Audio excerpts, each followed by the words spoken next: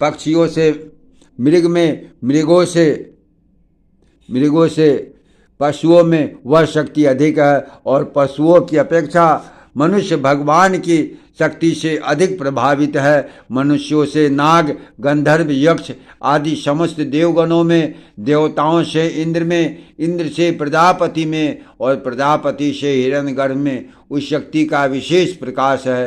हे राजन, ये संपूर्ण रूप उस परमेश्वर के ही शरीर के हैं, परमेश्वर के ही शरीर हैं, क्योंकि ये सब आकाश के समान उनकी शक्ति से व्याप्त हैं। हे महामते, विष्णु नामक ब्रह्म का दूसरा आकारहीन रूप है, जिसका योगी जन ध्यान करते हैं, जिससे बुद्धजन सत्य कहकर पुकारते हैं। हे राजा, जिससे कि ये संपूर्ण शक्तियाँ प्रतिष्ठित है, वही भगवान का विश्व रूप से विलक्षण द्वितीय रूप है।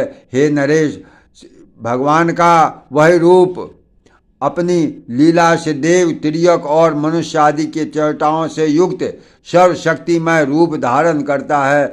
इन रूपों में अप्रमेय भगवान की जो व्यापक एवं अव्याहत चेष्टा होती है, वह संसार के उपकार के लिए होती है, कर्मजन नहीं होती। हे राजन, योगाभ्यासी को सर्व पाप नाशक रूप का ही चिंतन करना चाहिए। जिस प्रकार वायु रहित अग्नि ऊंची ज्वालाओं से युक्त होकर शुष्क तृण समूह को जला डालता है, उस प्रकार चित्त में स्थित हुए भगवान श्री विष्णु योगियों के समस्त पाप नष्ट कर देते हैं। इसलिए संपूर्ण शक्तियों के आधार भगवान विष्णु को में चित्त को स्थिर करें, यही शुद्ध धारणा है। हे राजन, तीनों भावनाओं से अतीत भगवान विष्णु ही योगी जनों की मुक्ति के लिए उनके स्वतः चंचल तथा किसी अनूठे विषय में स्थिर रहने वाले चित्त के शुभ आश्रय हैं। हे पुरुष सिंह, इसके अतिरिक्त उनके आश्रयभूत जो अन्य देवता आदि